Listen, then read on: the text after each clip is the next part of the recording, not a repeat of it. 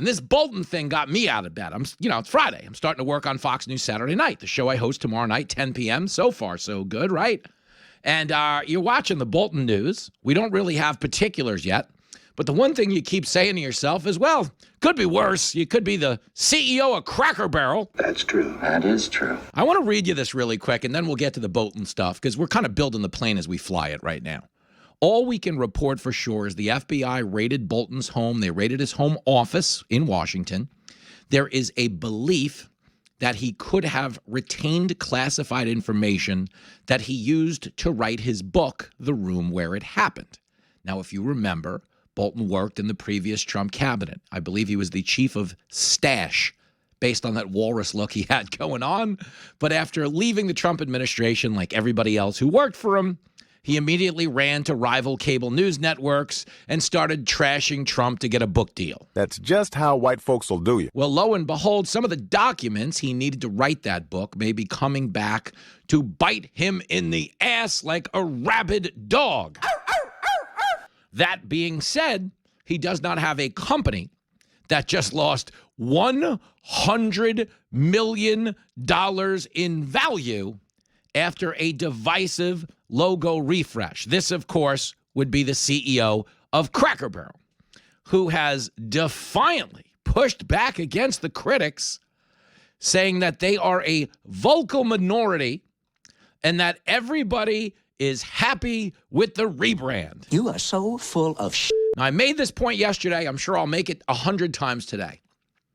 The fact that the CEO of the company had a new idea and everyone in her orbit said it was a good idea is by no means an indication that this idea works. Correctamundo. Why? Because no one's going to run up to this lady at the Cracker Barrel convention and go, you suck. You ruined the company. What are you doing? So that's problem number one. But problem number two is the fact that the company just lost $100 million. We're paying in cash. With the fact being no one is expected to pay in cash at the rates they were in previous administrations of Cracker Barrel.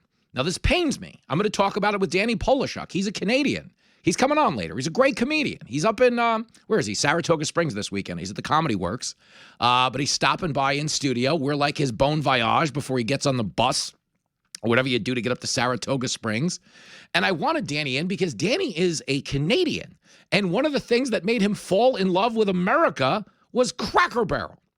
He loved the idea of an old-timey hang where, you walked into a place, ate some pancakes, bought some wacky tchotchkes. What is that, a big mouth Billy Bass? Is that a self-swimming shark that you wind up and let it swim around the tub? It's probably one of the best gifts I ever got at Cracker Barrel. My mom, Mary Ann Failer, likes the cinnamon brooms. They always have those cinnamon brooms, and they're great air fresheners. They smell so good. Okay, but I think the best toy we ever got Lincoln is we got him a swimmy shark. You wound it up, and it swam all over the tub, and we thought that was like the coolest thing in the world. There was like a killer whale that looked like that just the same. They had like this big floppy killer whale. What did they call it? Anna Navarro. But the point is, people who loved Cracker Barrel, which really was like Denny's knocked up a Hallmark. You got the pancakes, you got the gifts, all in one place, and you got the feeling that it was like 1978 all over again. And people liked it because it was a place to go take the edge off. But what the CEO is defiantly saying is this was the rebrands to open our doors to a wider base of people, meaning the folks that don't normally eat Cracker Barrel. Oh, you're right. And when you're right, you're right. And you're always right. And who are the people that don't normally eat Cracker Barrel? The liberal elites based in the city who think they're above this stuff. The ones who look down on the air quote flyover states. What are they doing? Some country hick white supremacist vaccine denying thing? What are they having, the January 6 pancakes? I'm not going over to Cracker Barrel. A lot of people think that way. Why do I know this? Because last week on my TV show, we devoted an entire segment to a Bravo actress by the name of Jennifer Welch, trashing white Trump supporters, saying white people should only be allowed to go to Cracker Barrel with the other white people. But here's a news flash. Cracker Barrel had the most diverse body of customers of any restaurant in America. Why do I know that? Because they're on the side of every highway in America, and every race and ethnicity takes family road trips. So it was stupid. It was tone deaf, but there's nothing worse than what you're getting out of the CEO of Cracker Barrel. Okay, I want to play you her clip one more time, just so we're all on the same page, and then I'll get you back to the Bolton stuff. Okay, but what you need to understand is that when you have a loyal base of people, just they like your restaurant, okay? They go. People go after church. You ever try to go to a Cracker Barrel after church on a Sunday? Oh, it's slammed. Yeah, and there's an after-work crowd that goes just the same, but your restaurant becomes a lifestyle, okay? And not only is frequenting your restaurant a lifestyle, but the decor in your restaurant, the atmosphere in your restaurant was a tribute to that lifestyle. Hey, look at that hanging up on the wall. This is an old hockey stick. Yeah, remember when Johnny played hockey, roller hockey? That was great. Look at those two baseball bats. What's that, a set of ice skates? Hey, remember those license plates? The state stopped making them 50 years ago. Okay, Cracker Barrel brought people a lot of nostalgia, and nostalgia puts people at ease. And when you abandon that for this modern minimalist look, the farmhouse chic that all the woke white people prefer in the city, a lot of the folks who used to come there to feel comfortable feel alienated. They do. That's just a reality. But here was the CEO. This clip is so absurd. Clip 14. What if all the customers are coming at you hard enough about the look of the restaurant and they want to go back to the old way? Would you do it? Honestly, the feedback's been overwhelmingly positive that people like what we're doing. I'll give you another soundbite. I actually happened to be in Orlando last week with all of our managers. We bring them together and once every other year. And the number one question that I got asked, Michael, was, how can I get a remodel? When can I get a remodel? How do I get on the list? Oh, really? So because the feedback and the buzz is so good, not only from our customers, but from... That's enough. I mean, come on, lady. Oh, shut up, woman. That's the CEO of the company. Yeah, the CEO of the company. I went down to the Cracker Barrel convention with the other Cracker Barrel managers, and everybody was like, I love it. Of course, you're the CEO. Who's going to give you the finger? Who's going to tell you no? And the point is, when you see the video of her, a lot of people made this point on Fox News last night. She has the glasses. She has the thick Rachel Maddow glasses. This could be a problem. It's a big problem if you run a brand that caters largely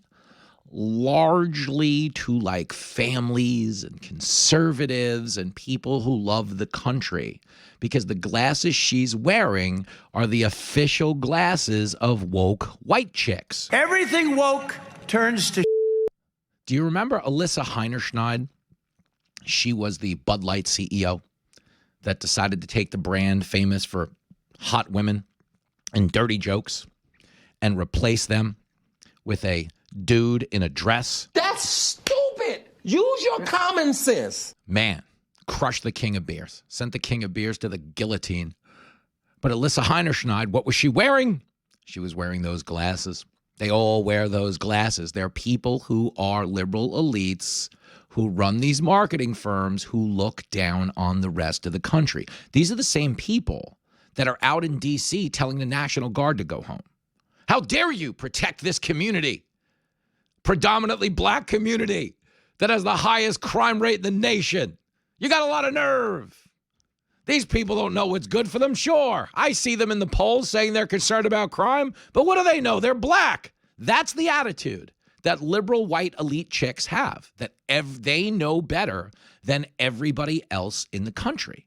And because they're surrounded by other people in that same ideological bubble, it never occurs to them, because they don't have any self-awareness, that they could be all the way wrong. Like, all the way. Okay, and that's the biggest problem they're having right now. Okay, there's been so much going on in the name of, we know better than you. We're better than those people. There's a big cottage industry that runs on moral superiority. But what happened in the last election is it was such a wholesale rejection of that. Like American Eagle was the reminder. American Eagle was like, hey, we're not bringing out some plus-size model. or some guy in a bra. We're bringing out a chick with big hooties. Hubba, hubba. Okay, think about that. Calvin Klein had an ad where there was a bearded man wearing a sports bra. That does not look like an ad for women's sportswear. That looks like a leaked photo that destroys a senator's career. Here he is, wearing a sports bra next to some pudgy lady that's not his wife. Okay, but that was a real ad. Do you remember the tampon ads with the men in them, like bearded men? And of course, Dylan Mulvaney had a Tampax ad. Here's a news flash for those of you who failed biology. Dylan Mulvaney can't menstruate because he's not a woman. Okay, that's the way this works. Only girls can be the mommies. Only boys can be the daddies. Yes, sir. And what's funny is, because Kamala, who really ran on the hardest far-left ideology we had ever seen, like Kamala Harris, okay, was running on an agenda. I don't even know how to explain it. To end with a President Kamala Harris would be like having one of the mad banshees of The View in the Oval Office. One of the mad banshees of The View in the Oval Office. But that's what she was running on. Do you remember the commercial that Trump destroyed her with, where Kamala famously bragged about changing the laws of California? So migrant criminals who were in the prison system could get free sex changes at the behest of the American taxpayer. Kamala is so stupid. But that was a thing, and she bragged about that. No, when I was Attorney General, I changed the law. So if someone had broken into this country illegally and committed a violent crime, if they wanted a sex change, we were going to pay for their sex change. And when you're surrounded by other woke idiots who run on some type of moral superiority that tells them they're so enlightened that stupid is now smart. Stupid smart now. You don't understand. I understand America's 249 years old, and for 248 and a half of those years, nobody wanted to look out for the criminals who broke into this country.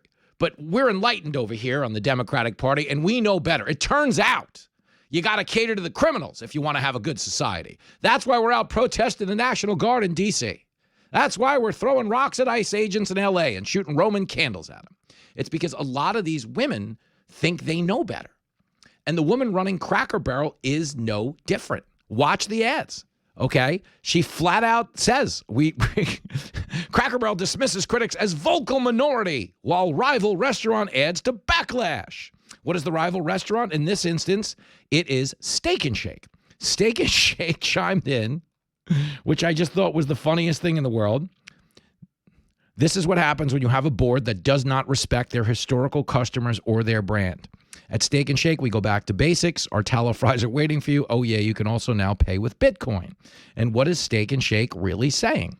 In catering to the people who don't normally frequent your restaurant, it might be trendy to you, but it's fatal to your customers.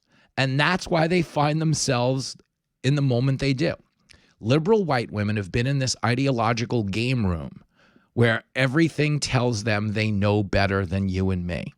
But if society has spoken, it's told these chicks in the crazy game room that they're all out of quarters.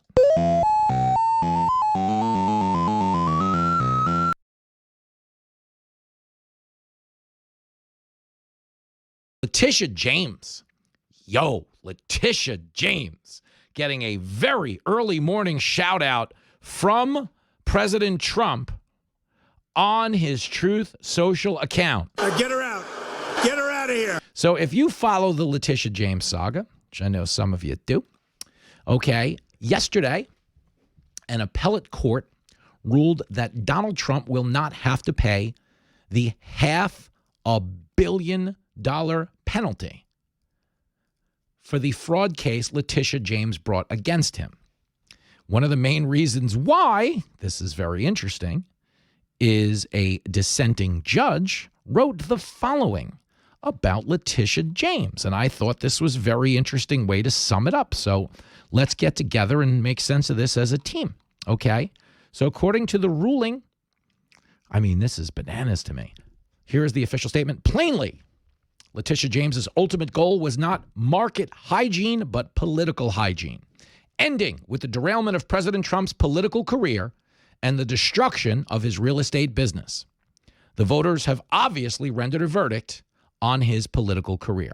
So that's a judge who wrote one of the dissenting the opinions saying, hey, this whole thing was just brought to throw this guy in jail, to screw up the election. It was the very lawfare everybody said it was. And we knew this at the time. There's a clip of me in my Twitter feed, at Jimmy Failla, Failla. I was filling in for Gutfeld on the 5. It was February of 2024 when this case was brought. And I said, yo, just to oversimplify this for everybody watching at home and for me, because I have a very basic understanding of stuff like this. They were charging Donald Trump with fraud, but no banks were claiming to be victimized, meaning Letitia James was accusing him of inflating the value of his properties so he could get a more favorable loan rate. But none of the banks were saying they didn't get paid. None of the banks were saying they got ripped off. And none of the banks are saying they wouldn't do business with him again, meaning he was a favorable client despite what she was accusing him of.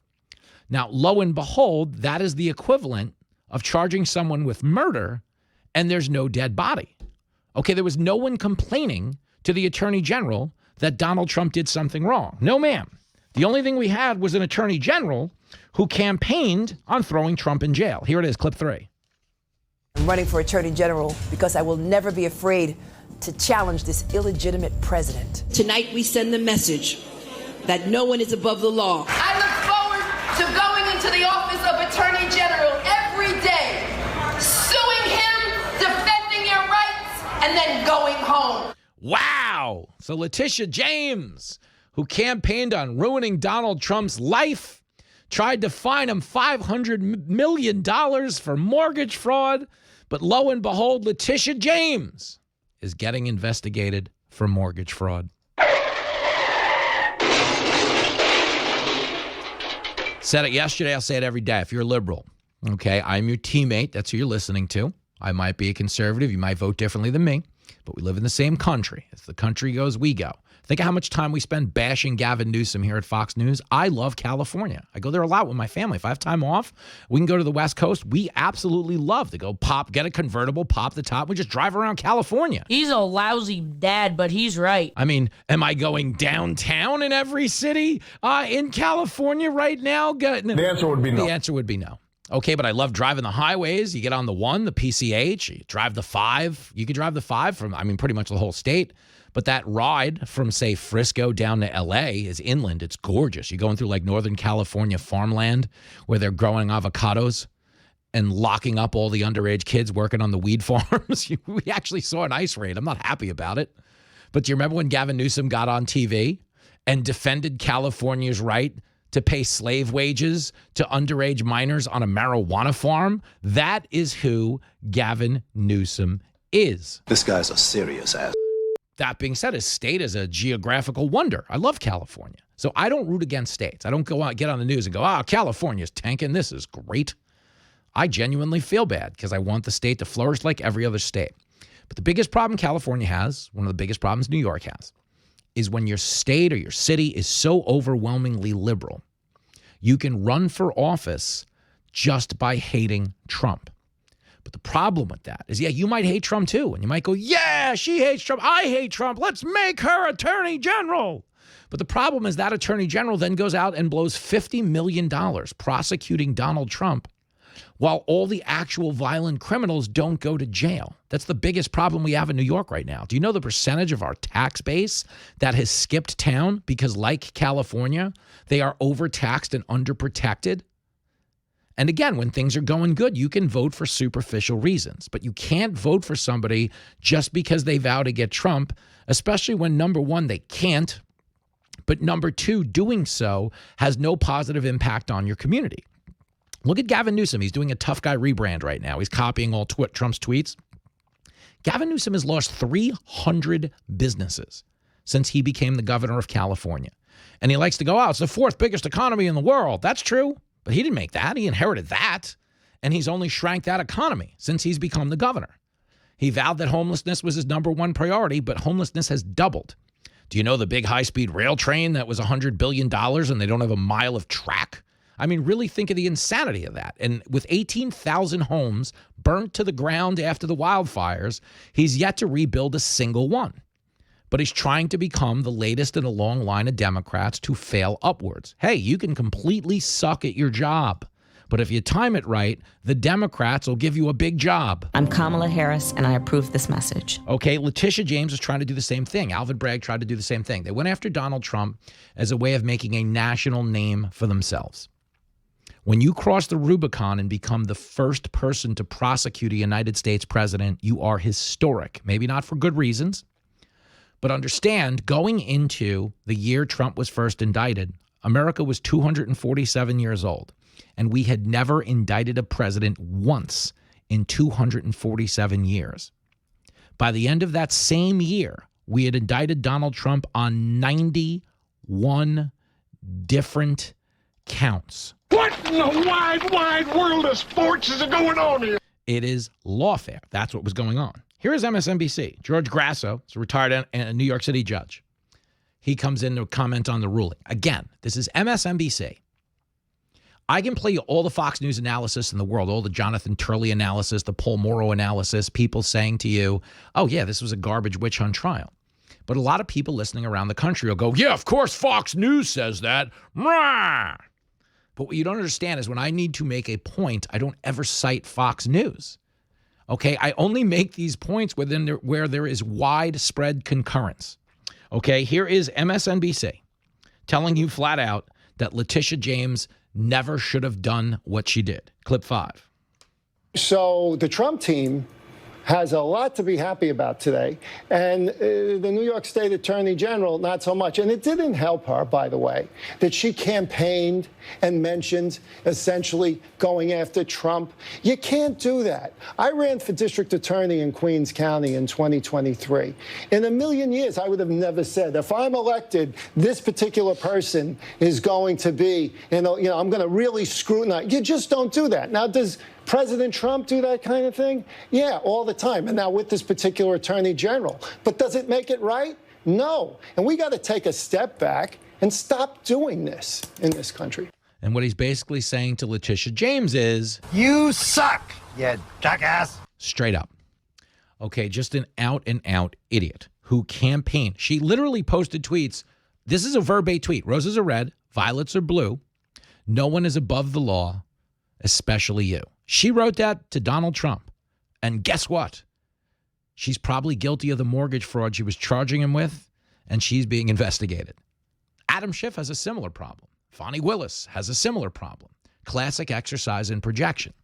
And something every Republican said at the time they prosecuted Trump, and this, I mean this is the biggest problem facing the world today. It's not specific to politics, is everybody is a prisoner of the moment now. And for whatever reason, nobody is able to think beyond today.